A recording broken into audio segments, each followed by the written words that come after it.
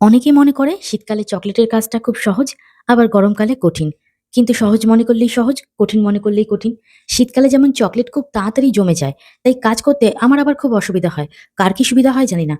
আর দেখো, গরমকালে সহজে সেটা জমতেই চায় না। ফ্রিজে রাখছি আর বের করছি। তো এইরকম ভাবে আমি কিছু লাভ শেপের মোল্ড দিয়ে লাভ কেটে নিয়েছিলাম। আর এই কেটে রাখা লাভ ঝোপ দিয়ে কি ডেকোরেশন করলাম, চলো দেরি না করে সেই দিকটাতেই যাওয়া যাক। তো তোমরা তো আগেই জানো এই কেকটা ছিল ১ পাউন্ডের আর পিওর চকোলেটের কেক। যারা এই কেকের আগের ভিডিওগুলো দেখোনি তাদেরকে বলব এক ঝলক ওই ভিডিওগুলো দেখে নাও। তাহলেই বুঝতে পারবে যে পিওর চকোলেট কেক বলতে কি, কি বোঝায়। অনেকেই ভাবে চকোলেটই বেস থাকলেই মনে হয় শুধু চকোলেট কেক, তা না। আমি যে আমার কেকের মধ্যে কিছু দেখানোর চেষ্টা করি, কিছু বোঝানোর চেষ্টা করি বা কিছু শেখানোর চেষ্টা করি, সেটা কিন্তু সবার জন্য না। যারা জানে তারা অনেকে অনেক রকম আমাকে জ্ঞান দেয়। যে একই জিনিস বারবার বলছি। তবে সত্যি কথা বলতে যারা জানে না, তাদের জন্যই আমি কিন্তু ভিডিও বানিয়ে তাদেরকে কিছু বোঝানো, শেখানো আর দেখানোর চেষ্টা করি। এই কেকের ফাইনাল লুকটা দেখে তোমরা হয়তো অনেকেই বলবে, "দিদি এই ডেকোরেশনটা আগেও দেখিয়েছিলে।"